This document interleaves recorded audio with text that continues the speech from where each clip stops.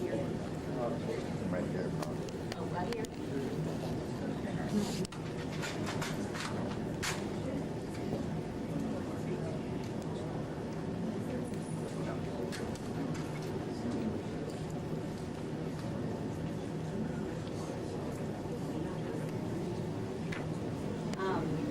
Our next speaker is Garr.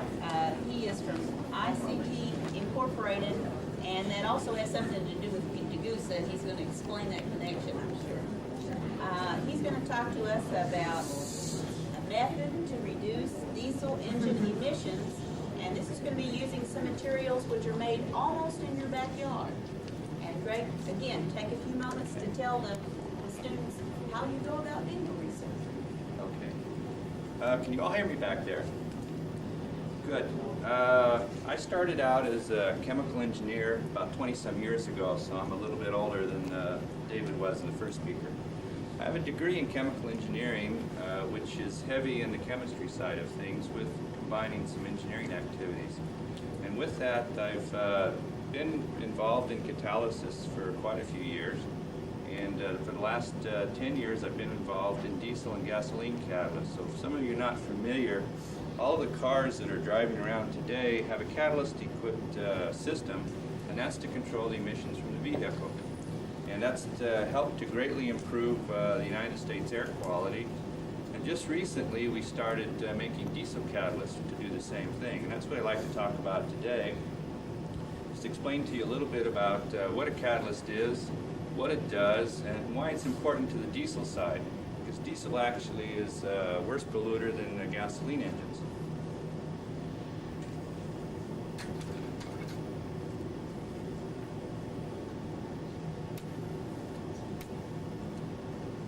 So just to give you a little background here, Degussa actually is a German company. And to do this work, ICT, unfortunately it's a little light in here. That's better. Now you can't see me.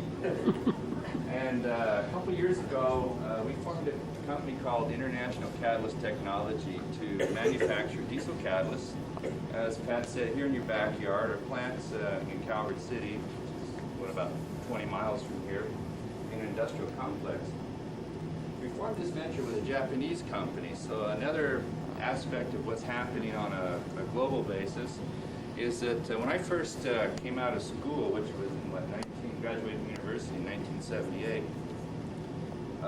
I'd never been on an airplane before. So I was 25 years old, never been on an airplane. In the last 20 years, I've probably logged over 200,000 air miles traveling around the world for Degussa in search of better catalysts and trying to sell our activities. So it shows you how things can change in your life. What you expect today and what might happen to you once you get into industry will be quite different, and you'll find a lot of different things. I started out to do a lot of chemistry when I first went to work, and now I probably only spend about 5% of my time using chemistry. I've basically forgotten it. I'm more of a business person now than I am a real researcher. But that's what will happen as careers change. And then we got involved with the Japanese company, which has been a very rewarding experience as well. Now to get a little bit more serious, I'm sure a lot of you have seen this on the interstate driving around Paducah. This common problem with diesel engines is black, dirty old smoke. And it turns out that this is something that's very much of concern of a lot of people in the health industry, just as the previous talk was about in terms of EMF regulations. People are saying, well, what about this exhaust? What does it do to people? Does it affect your lungs? Does it affect your skin? And so forth. So what we're going to do is try to remove some of this and make it better.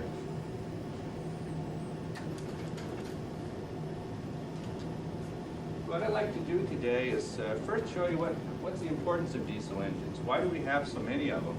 Why aren't they all gasoline, which is a lot cleaner actually? Discuss some of the pollutants that are generated by a diesel engine and why are they bad. Then I'll go into a little bit about what we've done in the last couple of years to reduce those diesel particulates and how the catalyst actually works, to give you a little bit of an overview. And last, to show you some pictures of these things. They're quite interesting from my perspective anyway. and then just sort of give you a little wrap up. On a worldwide basis, approximately a couple of years ago, the percentage of vehicles around the world were about 8 million diesel engines were produced. And of those, 30% were in the medium duty and large buses, like school buses that some of you ride in, as well as some of the other big buses like Greyhound. Then there's also the heavy duty trucks, which is the large trucks you see driving down Interstate 24 between Illinois and Tennessee, hauling car parts to some degree. Other ones are off-road vehicles. This entails construction equipment, agriculture, and other applications. Another one is stationary applications. A lot of diesel engines are used for compressors and pumps to pump water, pump fuel, gasoline to your homes, and other energy generating stations.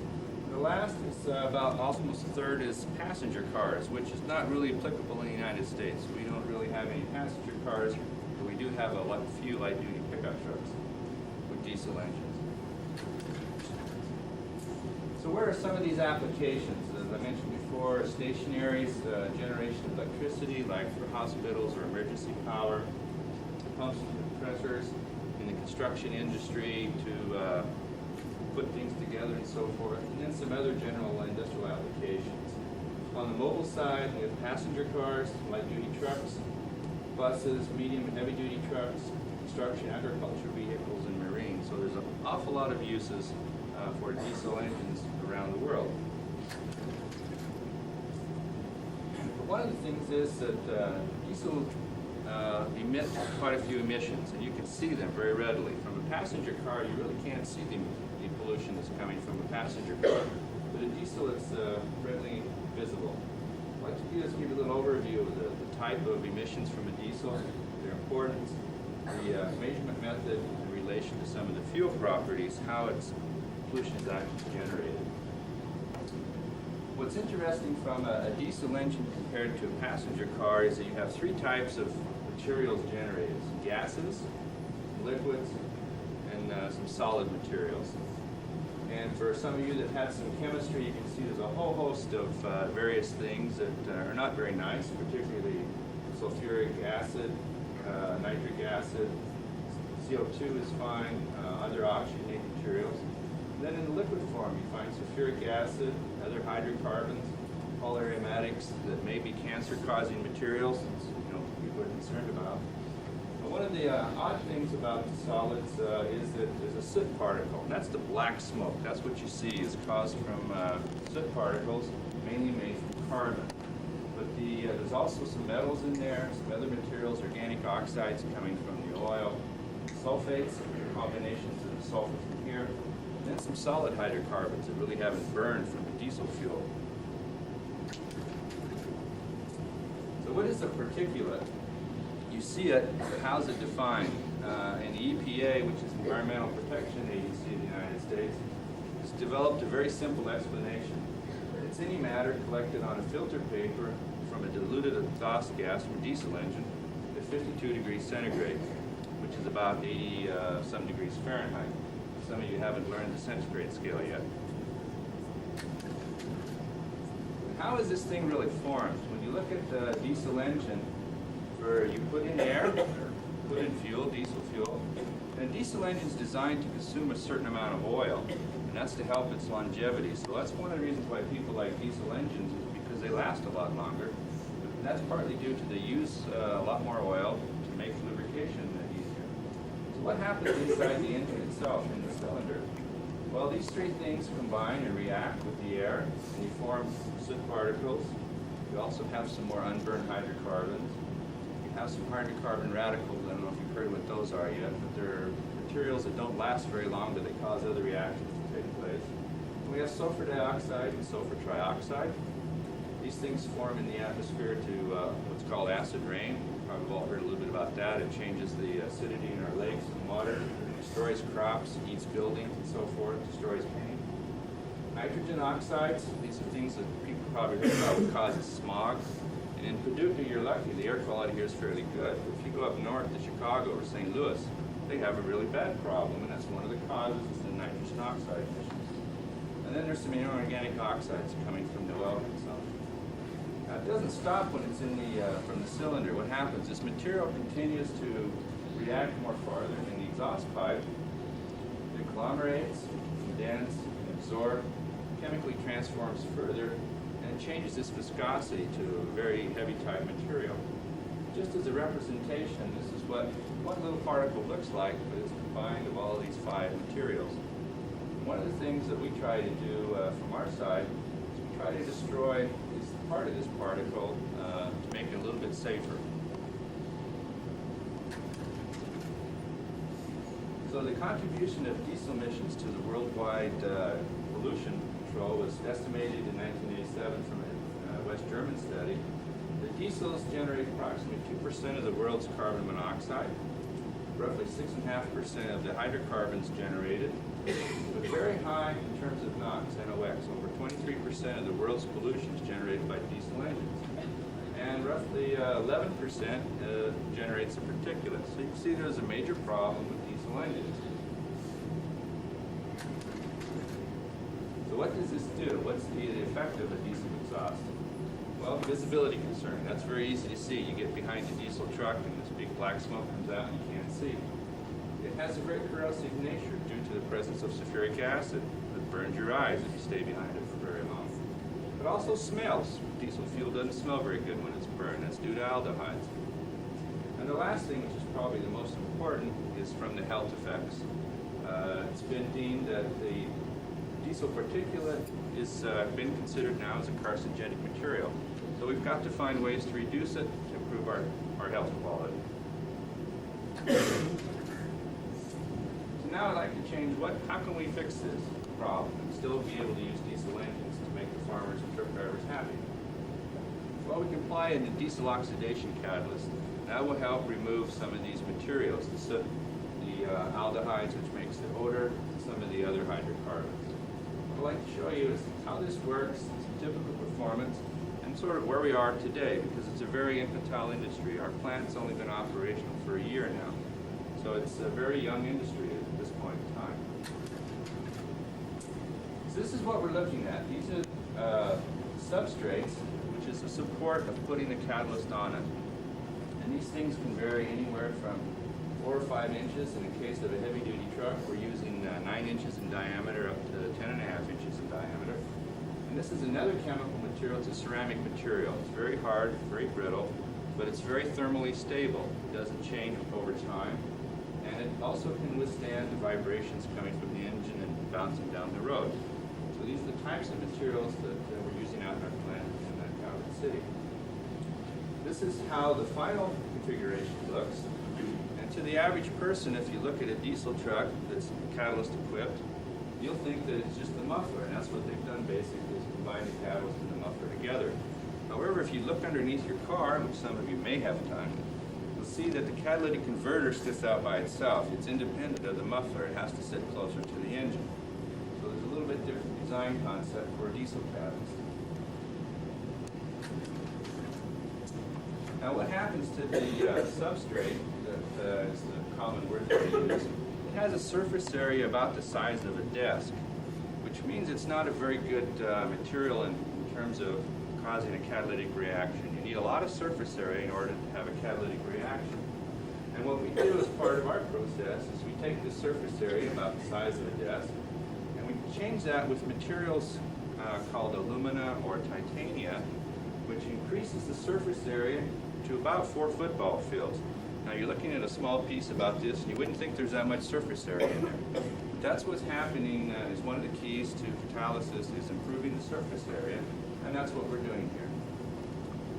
One of the guys that made the slides for me is a Detroit Lions fan, so that's why we have the Lions and the Bears on here. I guess people like to watch the Bears from down here. Now what happens, to look at this on a little bit of a microscopic scale, the cell structure of the piece looks something like this. And we apply a coating on the inside of each individual cell. And what we have is about, in the piece that's 9 inches in diameter, we have about 9,000 cells in this nature. And these have very small thicknesses. The wall thickness are about 150 micrometers in one direction. and this opening is about 1,000 micrometers. So it's very small when you're looking at it, not much bigger than the size of a needle. Now the materials that we use, just to give you an idea of the thickness of this, you see that the gaps in some of the materials are about 1 micron, and the particle size that we use are roughly 20 micron scale. So we work in light powders actually, sort of an interesting type thing. Now one of the active components of a catalyst is actually precious metals. Maybe some of you have heard of those materials like platinum, palladium, and rhodium. They're somewhat similar to gold and silver, but they're used much more in industry for catalysis to generate the reactions. And these materials are actually very small particles. If you look at the little red dots in here, this represents the active component of the precious metals. And in Calvert City, we're using both platinum and palladium for our catalyst.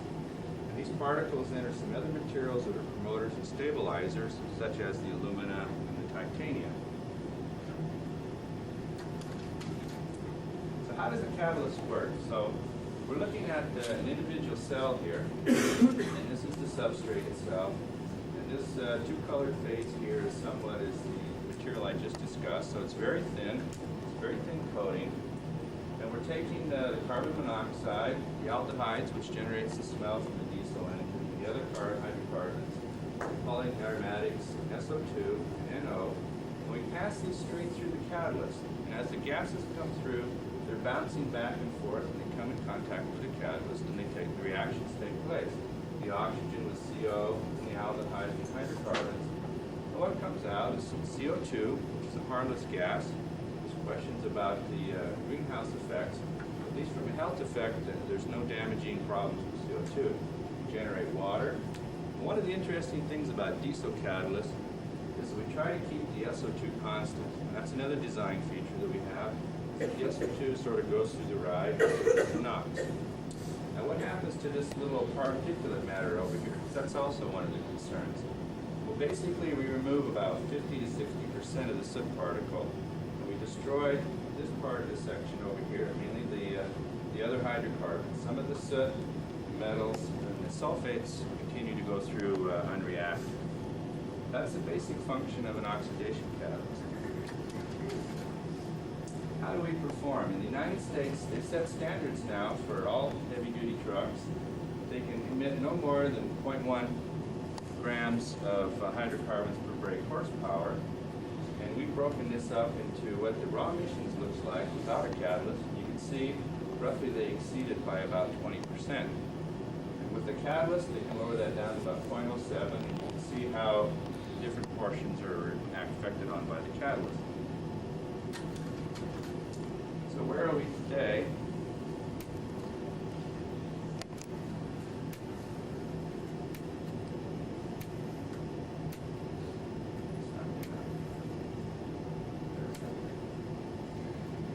So in the three categories in the United States today, and we've only been using catalysts now for the last actual model year. There's roughly 100,000 light-duty pickup trucks that are catalyst equipped now, and some of the newer models you'll see that the exhaust is much cleaner. Where we're putting most of the catalysts on right now are on medium-duty trucks. That's like garbage trucks and buses and a few other delivery vans. And also on the heavy-duty, there's a few applications there. They've been successful in cleaning up the engines and spent a lot of time making the engine cleaner with its output. So this is a picture of our plant out in Calvert City. It's a fairly large building. And we are able to make here about 250,000 catalysts per year. And this year, that's basically what our target is. So we're going to be operating near full capacity. This is part of the impregnation station in terms of the manufacturing. You can see some of the substrates here. They come into the system, and they're putting into a wash coat station here, and this is how we do the coating. And then the robot picks it up, puts it through a drying and calcination furnace, and then the product's ready to be sent to a canner. One of the other interesting things about exhaust catalyst, if we start with a clear substrate and put a catalyst on here, the precious metals is recyclable, and that's an interesting thing from today. We don't have a lot of places to throw garbage away anymore. So what we can do with catalyst is first we make the catalyst, goes into the vehicles, and then when the vehicle wears out after 5, 10, 15 years, whatever the case may be, the converters come back and the stainless steel can is separated and the catalyst is opened up, and we bring that back and we recover the precious metals again, and into the loop it goes. So we've, over the last 20-some years, we've developed processes to recover the material from here. So we're recycling this precious metals back through the system again. We don't throw it away. Cause other problems. So where are we today? Well, in the United States, we have about 200,000 trucks and buses are equipped now. So you can see the effect, particularly in larger cities with higher populations. We have roughly 60,000 used in off-highway construction equipment, especially in cities where they're doing a lot of construction. And the interesting thing is in Europe has really gone big ho about this. They have over 750,000 passenger cars that are equipped with catalysts now. So it's really helped over there. If any of you have been to Europe twice, I was over there the first time in 1980, and the air there was terrible. And each time I go back each year, you can see improvements. So catalysts really help. It's doing their job. One of the major things from the catalyst is they reduce particulates, the hydrocarbons, carbon monoxide as well. But from the ground level, they clean up the odor. They don't smell like diesel engines anymore. And the last thing, probably the most important, is that since 1990, catalysts have improved the diesel exhaust by around 50%. So there's been a significant improvement in air quality due to this type of product. And just last, you can see this is the truck's not parked there. He's actually going up a small hill. So the catalyst is doing its job here. There's no black smoke coming from it. So I'd like to conclude there. If there's any questions, we can entertain them now or later if you have any. Do you have a catalyst in the making for lawnmowers? Yes, we do. That's the next area that will be regulated, starting with California in 1997. They set standards which some manufacturers will be adopting catalysts. I would predict by the year 2003, 2004, every internal combustion engine in the United States probably will be catalyst equipped. And this will have a significant impact in the air quality, especially in large industrial areas. Probably in Paducah you won't notice it too much. But up around Chicago, Detroit, New York, San Francisco, Denver, it'll be a significant improvement. Yes, ma'am. Where did you get your chemical engineering degree from? I went to the University of Utah, and fortunately they have a good football team this year. So it's one of the things about getting a university degree, you can be prepared to move. I mean, you can move back locally where you went back depending on the industrial base, or you have the opportunity to move. I actually lived in Germany for 3.5 years, 2 years ago, and then moved to Canada, and now I'm back in the United States again. I'll probably in 5 years be going to Asia. So you have opportunities to move around. There's good things and there's bad things about it, but it's been fun.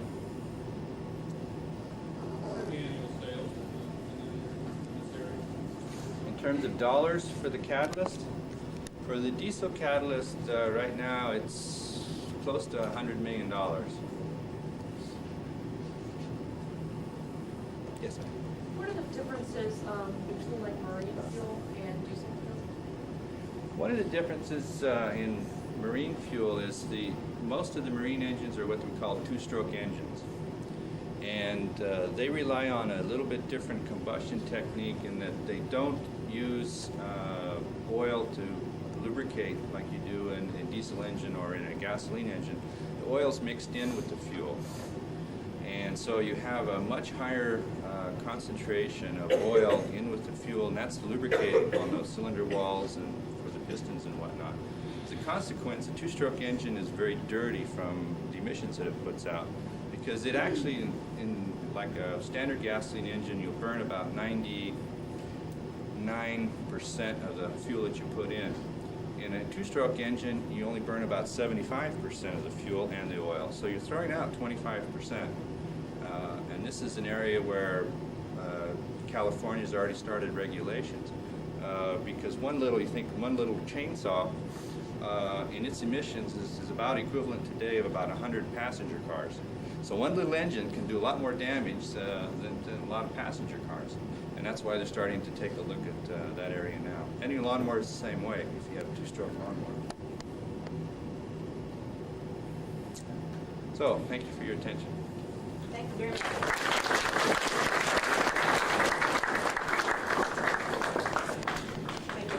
Give Bob a couple of seconds to change slides here. Greg, the first time I talked to Greg about coming to speak to us, he was in Canada, and I thought coming from Canada to speak to us in Kentucky was really above and beyond the call of duty. We very much appreciate it. Our next speaker happens to be the Director of Research at the Ashland Petroleum Company, and he's also my boss, so I really want you to be very, very nice to this gentleman. His name is Robert Wombles. He is a Kentuckian. He's going to tell you a little bit about that, I hope. And he's going to tell us about petroleum products in our everyday lives. Thank you, Bob.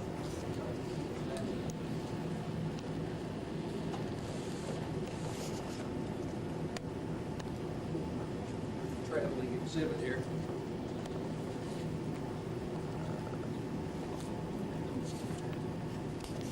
As Pat said, I am a Kentuckian. I was born in northern Kentucky, in Covington, Kentucky, right across the river from Cincinnati, Ohio. When I was 6 years old, we moved to northeastern Kentucky, about 400 miles from here, as a matter of fact, over in the very foothills, the edge of the Appalachian Mountains. I went to undergraduate school at Georgetown College in Georgetown, Kentucky, which is in the Bluegrass area, and I went to graduate school at Vanderbilt University in Nashville, not too awfully far from here. To give people career advice, on my part, is kind of confusing because I started out as a mathematics major. I got my BS degree in mathematics at Georgetown. When I went to graduate school, I decided I wanted to try something different, so I studied organic chemistry. And that's really a weird combination. A mathematical organic chemist, you don't see many of those. But I found it very helpful in my career because in industrial research applications, you're usually trying to explain certain phenomena rather than just discover facts, and being able to do the mathematical correlations and the statistics behind the work was very, very helpful. In the petroleum industry, I guess we employ two scientific professions more than the others, and those would be chemical engineers and chemists. Now, if you're in the exploration area where you're looking for oil and gas, there are some geologists.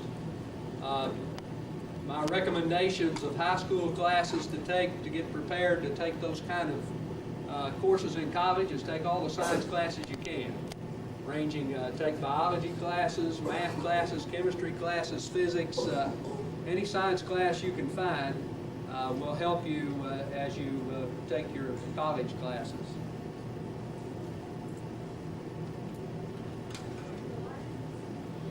Yeah, just for a few minutes.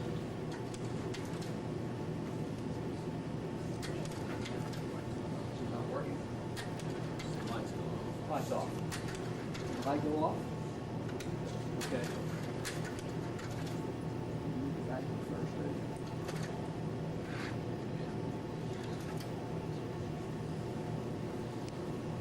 Title slide.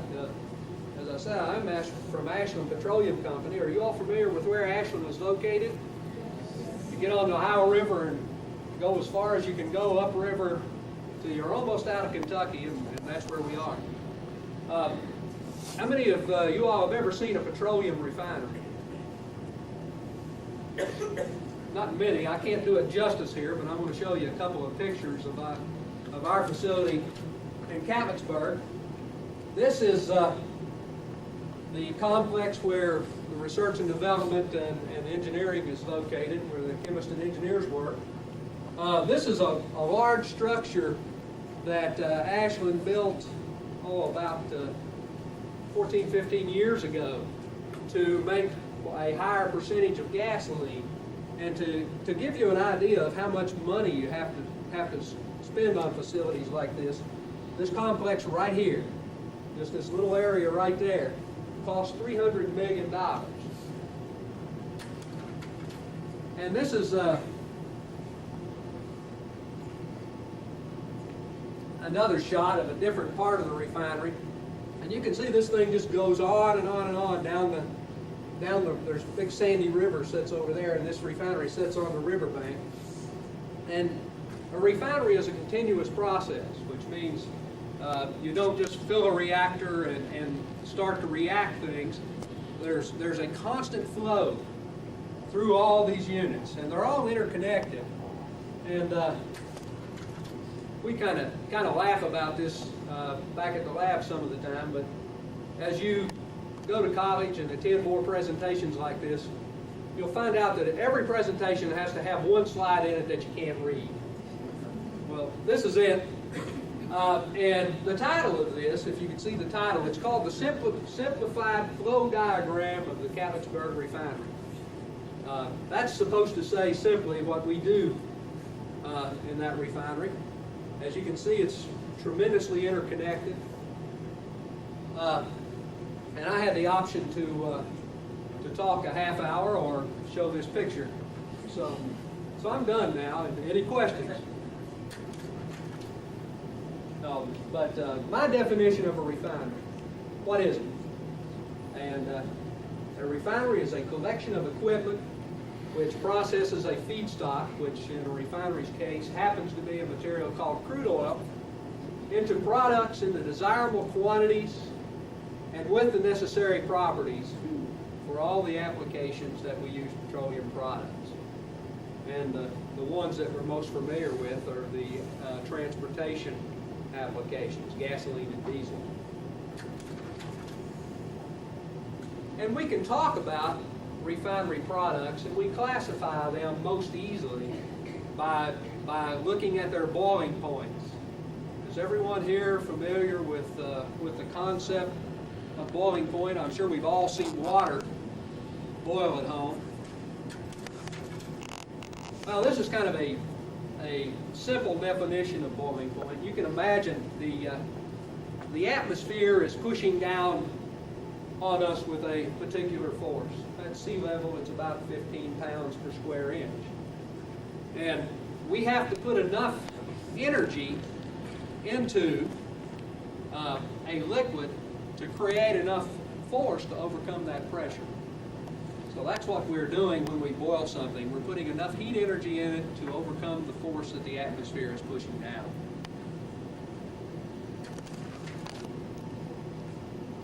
And in hydrocarbon systems, one of the major factors which determine what the boiling point is the molecular size or molecular weight. And the way I like to think about this, if I have a person sitting in a chair and someone is behind them with their hand pushing forward and I'm pushing this way, the heavier that person is in that chair, the harder I'm going to have to push to move it back. So the smaller ones takes less force, the larger ones take more force.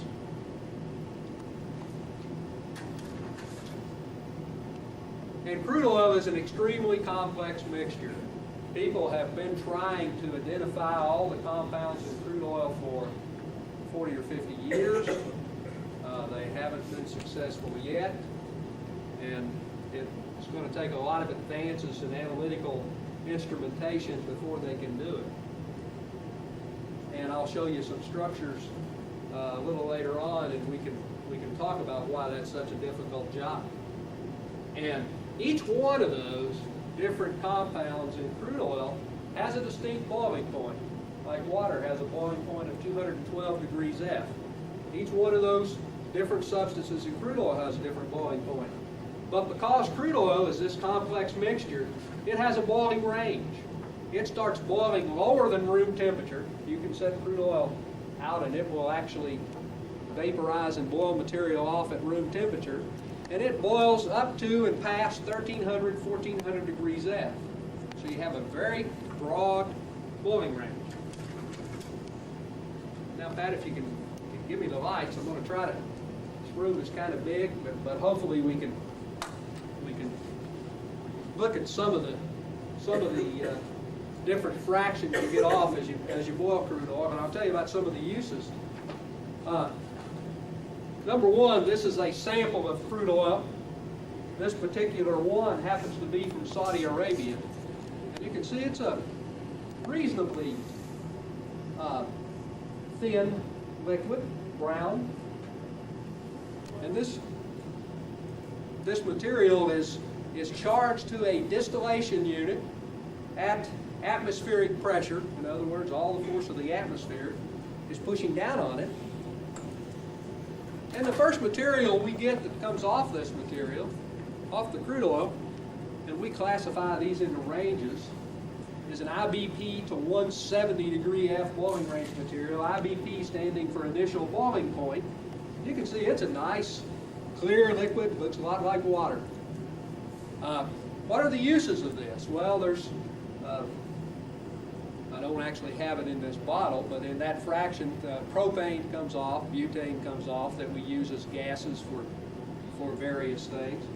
And another thing that we do is we add a small fraction of this liquid to gasoline, so that when you go out, when the temperature is 20 below zero on a cold winter day, you have enough light volatile material in there, so when you turn the engine, you have enough hydrocarbon that is vaporized so that the spark actually starts the engine.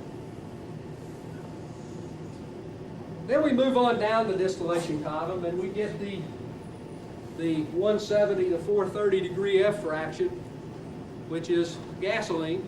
It's the material that you put in your car to drive it. And I have three separate fractions here, which all represent different fractions of gasoline. This is the very lightest fraction. You can see it's nice and water white. And so is this one, and the other one is too. They're all reasonably clear liquids. And most of the color that you see in the gasolines that you buy at the pump is added from the additives that are put into the gasoline. There's various additives that are added there. And like I say, the large use for that particular material is in internal combustion engines and gasoline. Then we move on down the distillation column to 430 to 630 degrees F. Starting to get pretty high boiling now.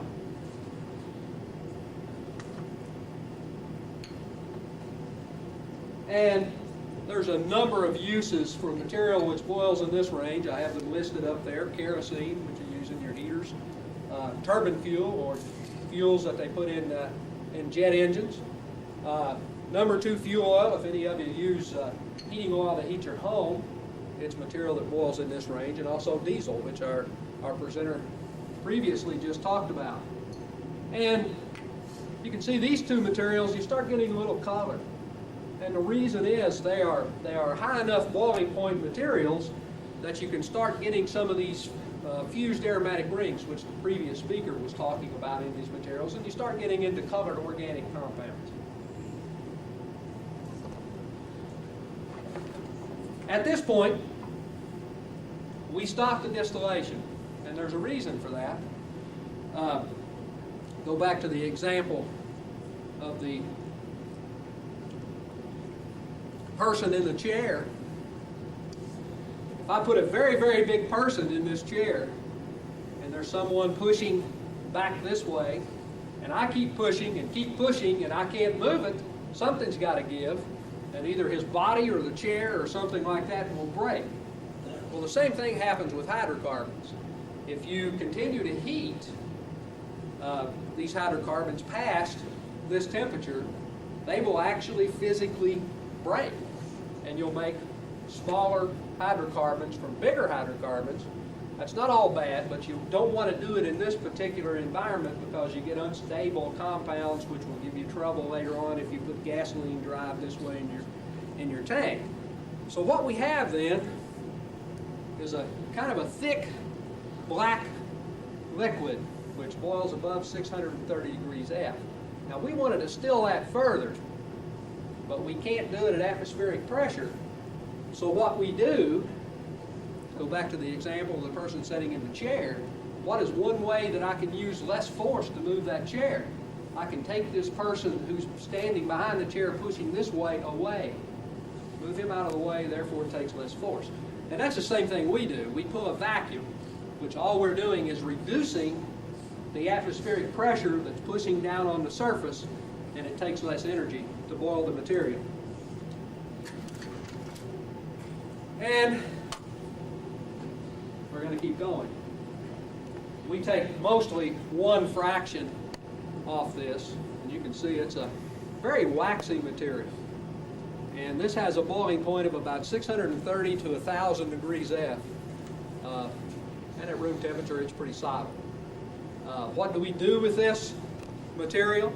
Well, one of the things, after further processing, we can make lube oil with it, and I'll tell you a little bit about that in just a few minutes. Or we can make fuel oil, or we can use it for a catalytic cracking. That's another process we have in a refinery feedstock, and I'll tell you a little bit about that in a minute. And we get all the way down to the bottom of the column, and we got this hard black material, which has a boiling point above 1,000 degrees F. And we use this for structural reasons. You all probably rode on a road today paved with this material. This is asphalt. If you have a house that has shingles on it, the binder in that and those shingles were probably made from this material right here. And another thing that is used, it is diluted with a lighter material and burned in industrial heaters or ocean-going vessels. It's used as a fuel.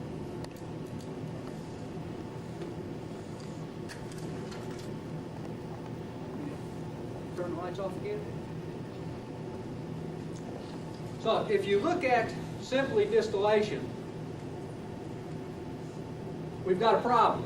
If we take that crude oil that I just showed you and look at the fractions that we get 8.5% of a very light material. We get 24% gasoline, 20% diesel, and 46% of this heavy material that we can't do a whole lot with. If you look at the distribution of products which Ashland sold in September, we don't sell much of this light material. We've went a little bit in gasoline and a little bit for propane, but most of it we burn in our refineries. We sold 52% gasoline, 29% diesel, and only 18% of this heavy material. So we've got a problem. The distillation produces too much of this high boiling material, not enough of the light boiling material. So what do we have to do? We have to put the molecules on a weight reduction program. And that's basically what we do. Because a major determining factor of hydrocarbons is boiling point, we've got to make these molecules smaller. We've got to reduce their weight. And we have a number of processes in a refinery that do that, reduce the weight of hydrocarbons. But the most popular one is a process called catalytic cracking. I told you a while ago that if you heated a material hot enough, it would crack, but you get undesirable, unstable products. Well, if you do the similar process in the presence of a catalyst, which is a silica, alumina, clay, a sandy type material, which will move in a fluid bed, you can do the same thing and get desirable qualities. And so what we do is in a big unit, that first unit that I showed you, which I said cost $300 million, actually is a unit which carries out this process. If you contact this high boiling stream with a catalyst, these molecules break.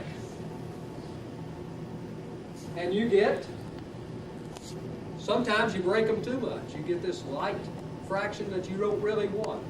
But you get gasoline and more diesel, and you have a little residual that you've got to get rid of. But you're moving that more to the transportation fuels you want.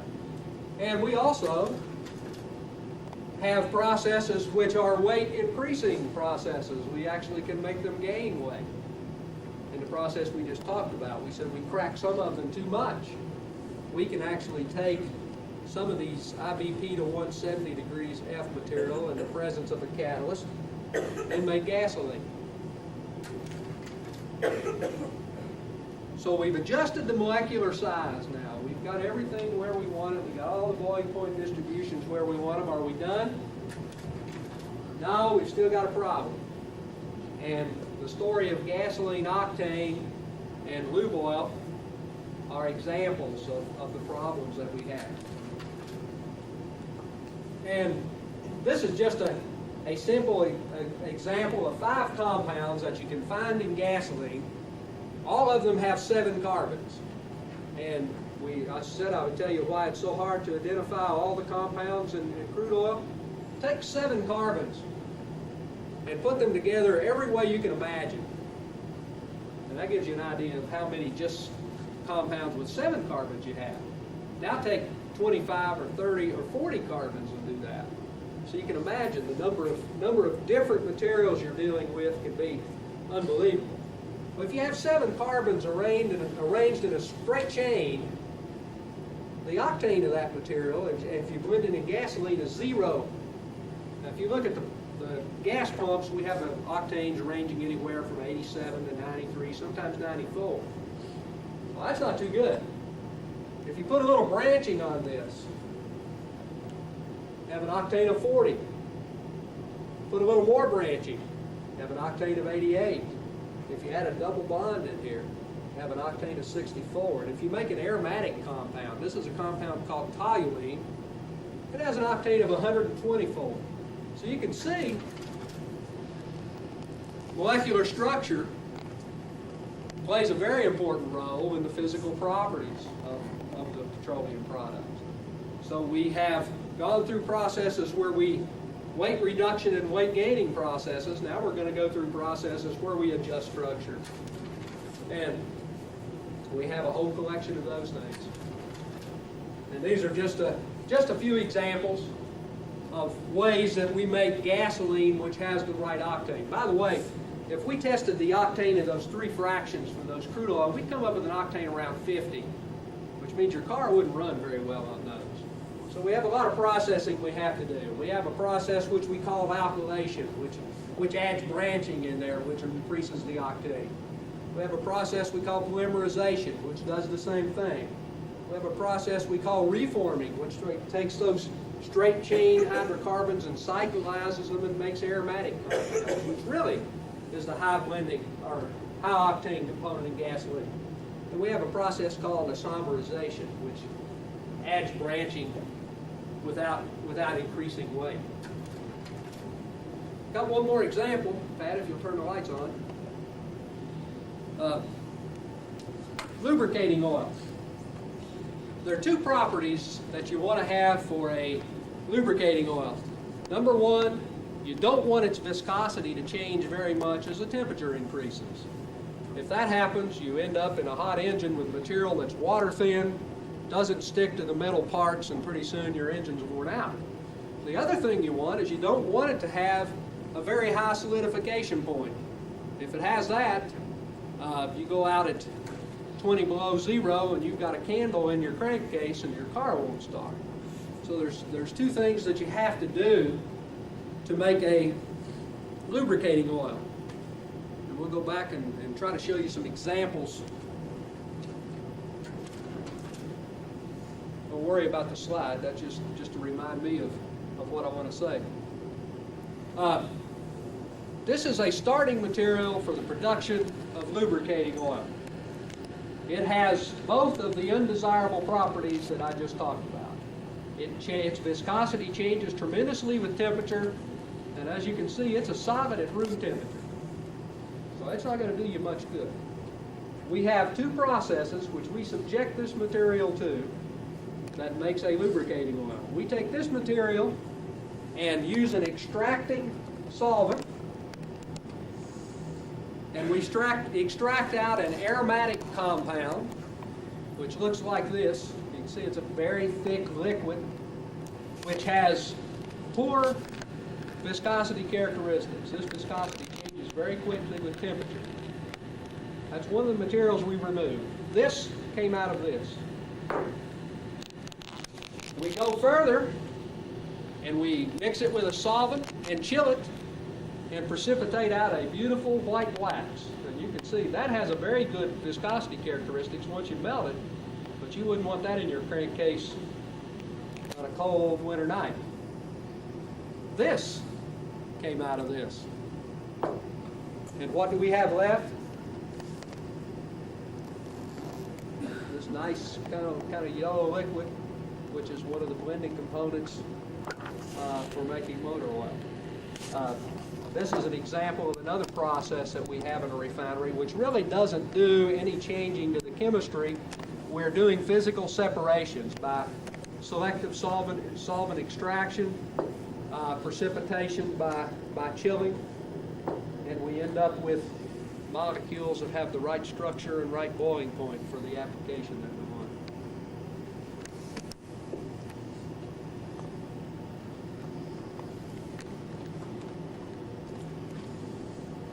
One other interesting product, after this I'll shut up.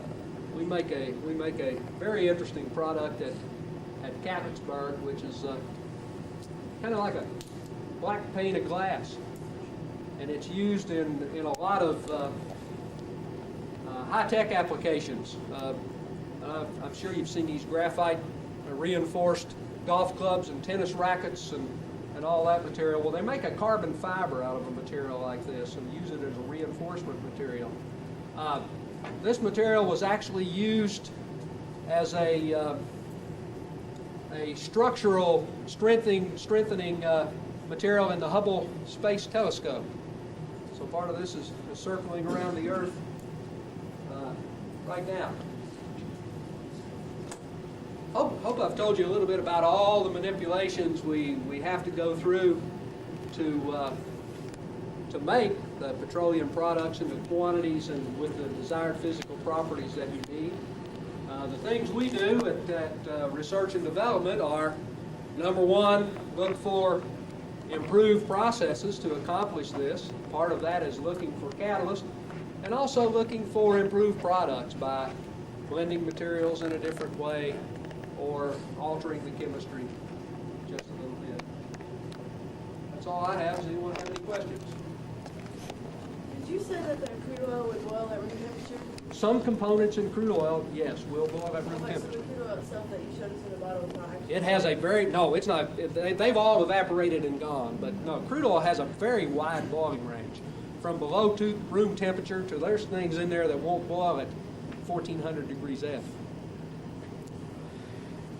How does multi-viscosity oil work? I really don't understand that. Multi-viscosity oils are multi-viscosity oils because of the additives that are put in them. And they have very, very complex chemical structure additives that have unique responses to temperature and viscosity changes. A lubricating oil that you buy now in the can is, some of them do not have any naturally occurring hydrocarbon oils in them, but they all are loaded up with additive packages that do various things, prevent oxidation, impart strange viscosity characteristics. They're all polymeric type materials. Any more questions? Well, let's thank Bob for a great talk.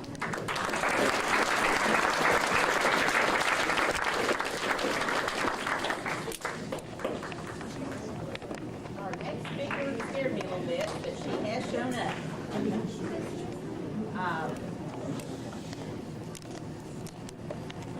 I think she's going to use the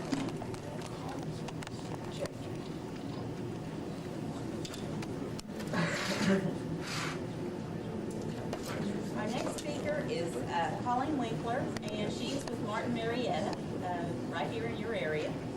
And she's going to talk to us today about groundwater investigation and cleanup. Colleen, I have asked all of the speakers to take a few minutes prior to giving their talk to tell the students a little bit about themselves and a little bit of advice if the student is interested in being another Colleen Winkler. So Colleen, the floor is yours.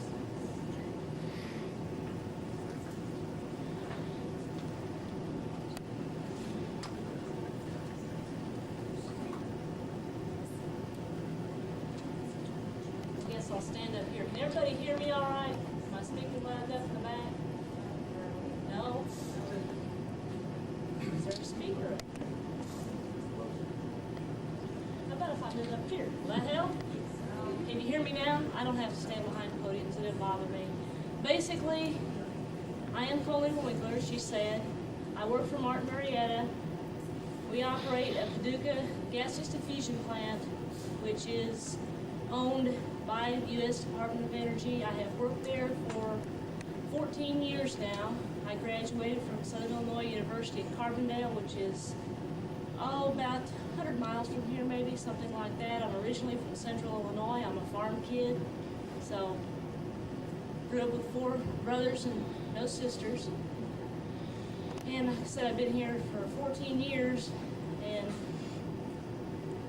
there's a lot of things that have happened over those years. I guess you'd say I've worked in civil engineering, I've done structural work, and probably for the last 7 or 8 years I have worked with groundwater investigations and putting in monitoring wells and that kinds of things.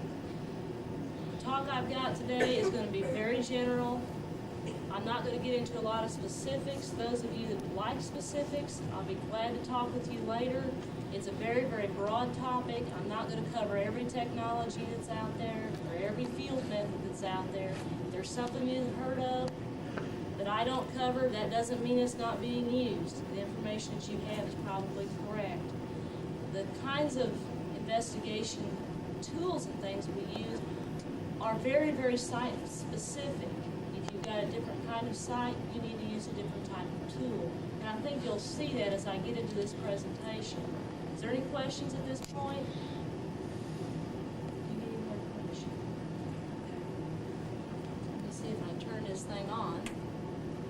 It might be good if the lights were turned down just a little bit, because I don't know how well these will show up otherwise.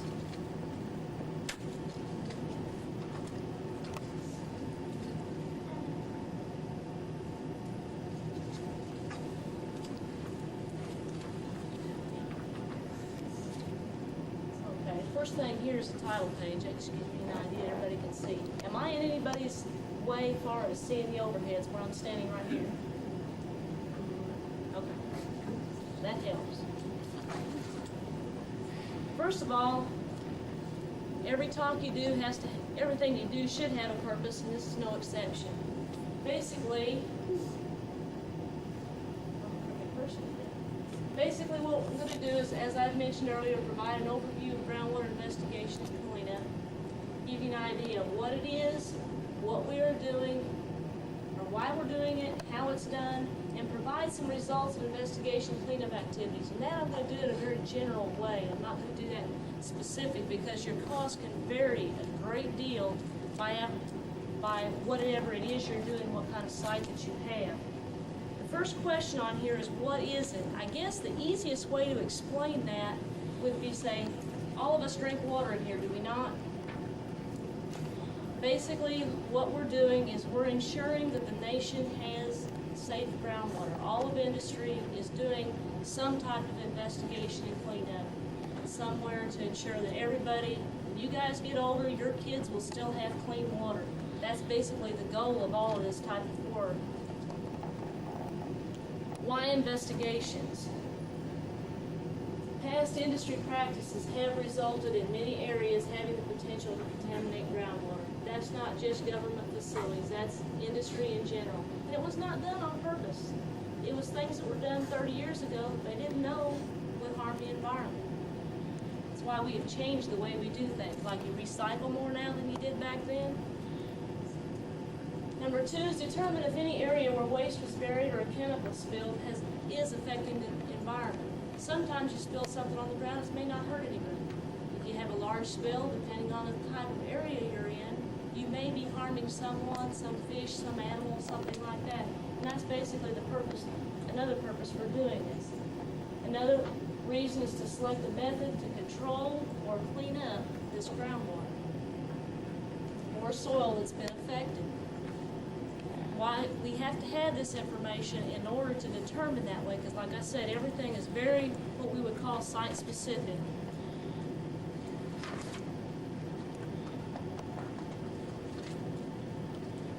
What kind of information information is needed, there's two words I'm sure you're really going to love.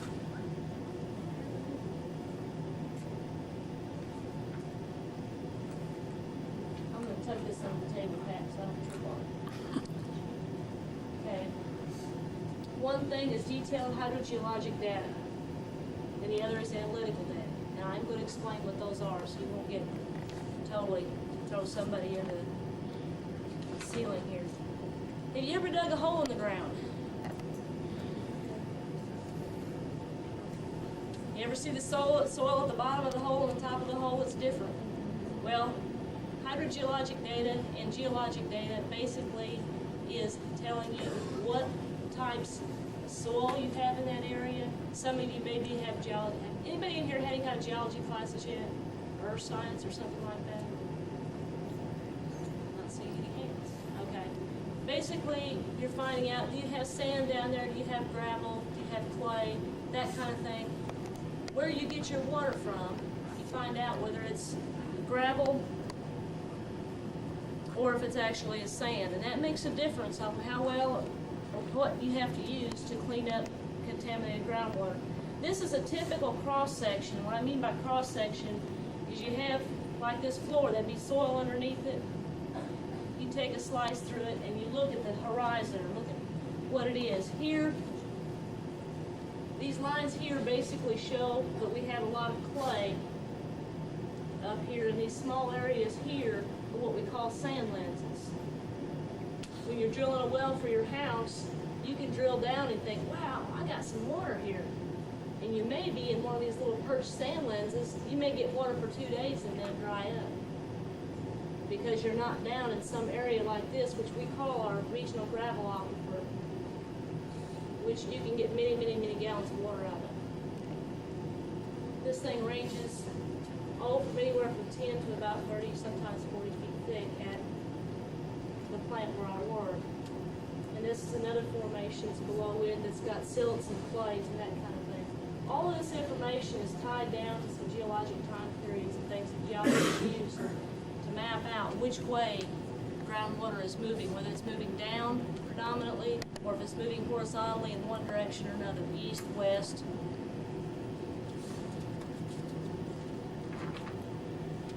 This is another pretty picture. I don't know if it'll make a lot of sense to you, but it's three-dimensional. It gives you an idea of how things can be a little bit different.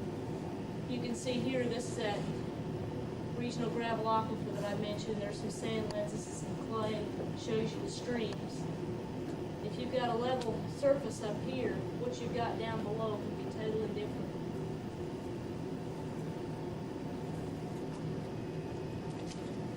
Now, to explain in a nutshell what the analytical data is that I mentioned, basically, you get down there and you've got contaminated, you may or may not have contaminated groundwater.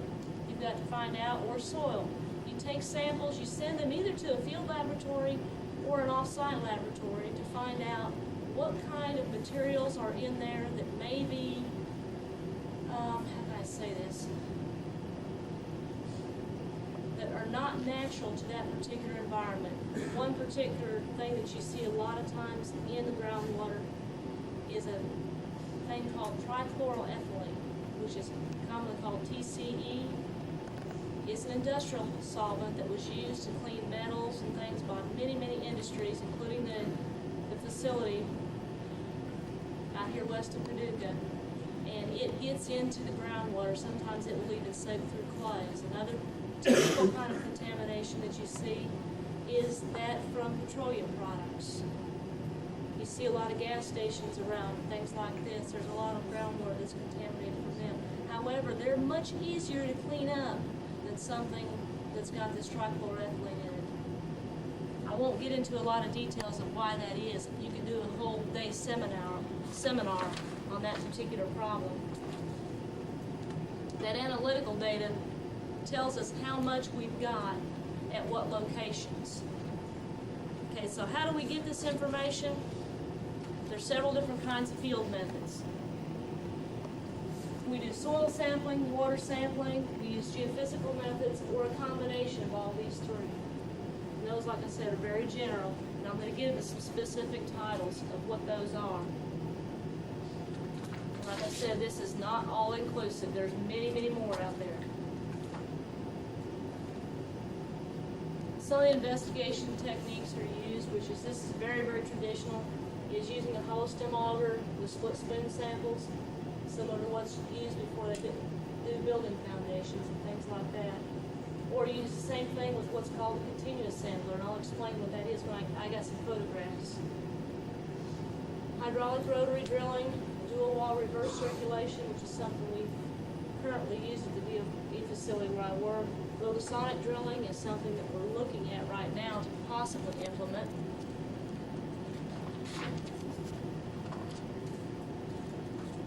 Hydropunch sampling, this allows us to get some samples of groundwater. Geophysical logging, that's kind of like black box technology in some ways. Cone penetrometer, geoprobe, install wells and piezometers, and believe me, everybody seems like they install wells and piezometers. We're trying to get away from a lot of this because this gives you a lot of waste. That's why we like to use some of these other methods here to keep from having as much waste from all these wells and things we've got out here. Plants begin to look like Swiss cheese. Aquifer testing. Aquifer testing basically gives us an idea of which way the groundwater moves. Does it move up, down, sideways? There's lots of different kinds of tests that can be used there. First photograph I have is some hollow stem auger drilling here.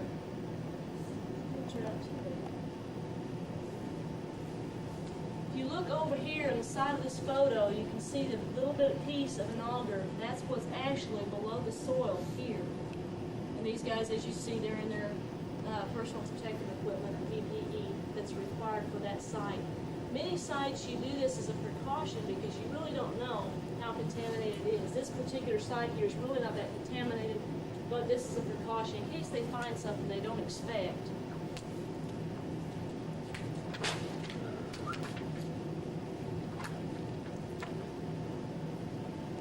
Next diagram here, this is a diagram of a hollow stem auger. And this is the last, what they call flight, the last section at the bottom of the hole. And if you can see, I don't know if you can see this very well or not. Can people see where I'm pointing?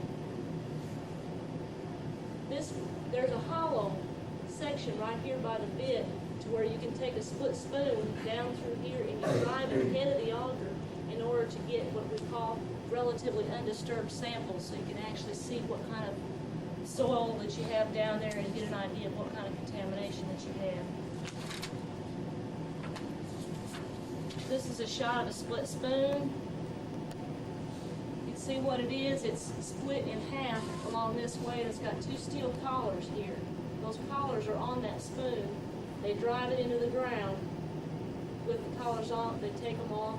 They break out here, and they've got a nice section. Looks like he's got some gravel and stuff here. What he's using there is a radiation meter to make sure that there's no rad contamination on that sample. They have to do all this before they can send things to different labs off-site for control. Monitoring wells are another thing that's done. This is a typical monitoring well diagram. You see lots of these around. Basically, this is the stainless steel casing is what we use at the plant. PVC is acceptable, depends on what kind of contamination you have down there. If you have trichloroethylene in any high concentrations, it will eat your PVC, so you need to use stainless. At the bottom of this, there's a screen. They can be anywhere from 5 feet to 20 feet long, depends on your regulations and what you're looking for. This particular one here we're saying is about 10 feet. Believe me, this is not to scale. It can't be, otherwise it'd stretch the length of the room. You put a bentonite seal, which is basically some kind of mixture of high swelling clays, and then some more clay mixture and grout up through here. There's a pump in this well that leads up here to the top, where you can actually sample the water down here through the small pump using the packer. Now, if you've got a situation where you've got two aquifers,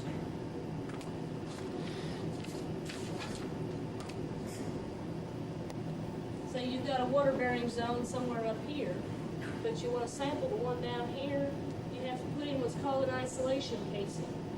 This isolation casing, you put it into some type of clay material below this water-bearing surface up here, or water-bearing area, so you don't contaminate this groundwater with what may be contaminated up here in the process. Wanted to show you that because my next photo is going to show you what they're doing. What they're doing is actually installing an isolation casing. I didn't want to lose you totally. Basically what they're doing here is they're installing an isolation casing. You can see the guy's got his welding hood on. He's getting ready to weld these two pieces of pipe together. And then they'll install that. They'll install that into a clay layer, and then from there on they'll put a stainless steel casing down at a greater depth. This is another drilling method that we use, which is a dual wall reverse circulation. We've recently used this at the DOE facility where I work, and it's been great. It does not sacrifice the safety of the individuals involved or anything like that, but it has been much faster and much more cost effective in getting us information. And that's one thing we're constantly looking for, is to minimize waste, not compromise safety, but decrease cost, because cost of these investigations are enormous. We're talking the millions of dollars. This is an old photo of many years ago when I first started into this. This is actually a truck here that we've got geophysical logging equipment inside. It comes off into a boom and we're taking it down into a well. It gives us an idea of what the integrity of that well is, and depending on the kinds of sources or whatever we put on the end of this thing here, geophysicists can determine what kind of materials we got out there, whether they're clays or silts, how much water may be there, if they are water bearing or not. We have some people at our plant that are very knowledgeable as far as that area is concerned. This is the inside of a cone penetrometer truck. This is a rod. It's another waste minimization type technology we've tried to use. It's actually pushed through the bed of this truck into the ground, as opposed to drilling and seeing all that waste you saw in the hollow stem augers. You don't see that with this. And you can also, it's got a lot of electrical type instruments at the tip of this cone penetrometer, which will give you a great deal of information on what's in the subsurface. And that information can be rather continuous. We're talking inches as opposed to every so many feet that you have to use with your split spoons. Okay, you've got all this information. Those are just a few. What are you going to do with that information? You've got to ask yourself some questions. First of all, now that I've got all this analytical lab information back, is the area contaminated? If it is, do you want to control or contain it? Do you want to clean it up? The next question is basically just how clean is clean? I mean, that's the well over $1 million question in industry, and the regulators to this day do not have an answer to. Because right now, all of our technologies out there, very seldom or any of them that I know of, that will clean up groundwater 100%. This is the way one type of contaminant may move in a groundwater situation. This is basically trichloroethylene spilled at this point. You see it's passed through all these sand lenses. Instead of going out this direction, it's went through past the least resistance and flowed downward until it got to this, what I call the regional gravel aquifer, and has flowed on out this way. These different colors show you the different concentrations or different amounts in the groundwater. What's unique about some chemicals too, they actually change their composition will actually change sometimes. What you actually spilled here, you may actually find byproducts down here instead of the actual original thing, which makes the problem a little bit more complex. Now these rods and stuff down here you see are not drinking water wells. Those are actually monitoring wells and things that were put in order to determine where this plume was going and that kind of thing. We've done a great deal to protect folks from getting any contamination in their drinking water wells or supplying water to those that do. If you had a different environment where you had bedrock closer, you'd have a whole different situation. Okay, you say, well, I've got something there. Here's some of the current technologies out there being used to clean up water. Now, this is not all of them. This is just a few. One is pump and treat. Another barrier walls, what's called a surfactant flush, which which is basically a little bit from the oil industry. Horizontal wells are used, cap and covers, which you see on your landfills. I'll talk a little bit about the pump and treat. I don't have any pictures because there's really nothing to see. Basically, well, there is if you want to see the treatment plant, I guess. You have a well in the ground, and you put a screen in it, and you pump the water out, and you pump it to a treatment facility, and then you either put it back down the well, or you carry it off somewhere else. It's perpetual technology. It's something that you've got to. The big question is, if you're pumping and treating some area, when do you shut the pumps off? There's a lot of pump and treat methods out there being used, and to this day they're not sure. Some of the pumps they have shut off, and they found out that the contamination, they got like so many percent, which is below 100% contamination removed. They turn the pump back on, turn it off, and that contamination amount will actually rise again. So that's what I prefer to call basically a control type technology more than actually a cleanup. This is a photo of a barrier wall that's being put in a site in Portsmouth, Ohio. It's a DOE facility up there. Basically, there's 4 drill strings here, and they are barrier walls can be put in different ways. This one in particular is what they call deep soil mixing. They're pumping bentonite through these lines here, bentonite slurry. It's about 30 feet deep, and they're mixing this bentonite with the soil to form an impermeable wall to contain the contaminant fluid that they have. This is kind of a one-of-a-kind machine that you see here at Geocon, I believe, is the folks that were doing this particular project. And this shot, if you can see it from the back, I don't know, there's paddles that you can see on here when you actually looked at that thing. I went out to that site, it was quite impressive to see. I mentioned surfactant flush from the oil industry. There's not much to see on this particular photo, but what they're doing is they're taking what's called a surfactant, they're pumping it down into the well where they think they've got basically a source or a place where the trichloroethylene has spilled, and see if this surfactant will help loosen that TCE from the formation and come out easier. What we have a problem with many times, we've got contamination down there, but it gets trapped in all these little soil particles and attaches itself to the soil particles. So when you pump it, it doesn't actually come out. And the surfactant is supposed to help loosen those particles so you can do that.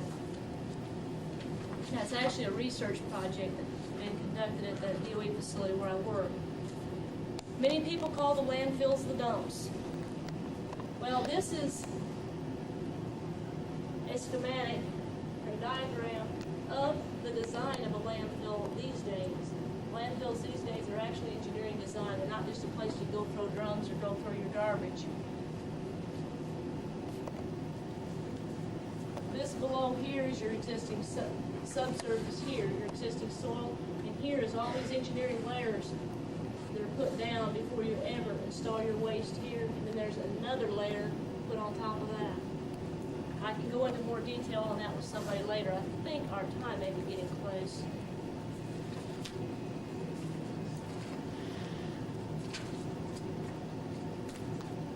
Okay, cleanup results. I mentioned one time I would talk about cost on this, but I kind of backed off on that because your cost is so site-specific. We did some investigations out of the plant, and we're talking the millions of dollars depending on how big the site is that you're looking at. The result of all the cleanup efforts from the conventions and things that I have attended is basically there's a lot of work out there to be accomplished. We're not anywhere near where we need to be. There's a lot of methods, but there's no ideal solution. As I said, there's nothing out there we found yet that's going to clean up trichloroethylene 100%. There's always some residual in the ground. One real key thing that I want you to take home is there's a different solution for each site. What may work somewhere in Paducah may not work a couple miles down the road from Paducah. It depends on what kind of site you have. It needs to be investigated. Nothing to date, as I said, will clean up the groundwater to 100%. What we need now is we need better research and minds. That's where you folks come in. That's a challenge for the future, folks, is to clean up our groundwater. We need more people that can understand this situation and to work with it. A lot of this stuff was done 30 years ago. Our parents did not know what the impacts would be. Now we know some more of what those impacts, we're trying to clean it up, but we're trying to come up with new things every day. The last thing is we need more bang for the buck. We're spending a lot of money, but it doesn't seem like we're getting a long ways. It's estimated about $750 billion to $1 trillion will be spent on groundwater investigation in the next 30 years. And right now there's over 36,000 contaminated EPA sites. And there's probably more between now and then. Is there any questions or any comments? Yes. What was the TCE used for in Martin, Marietta? Is it a research? Yes. It's a solvent that's used to clean metals. There's a lot of uses for TCE. And so what they did 30 years ago was that they just buried the TCE? Oh, not necessarily. We're still investigating to see exactly where that TCE is coming from. The TCE was used in a lot of different places around the facility, and at this point in time, we really do not know. They know some of the sources.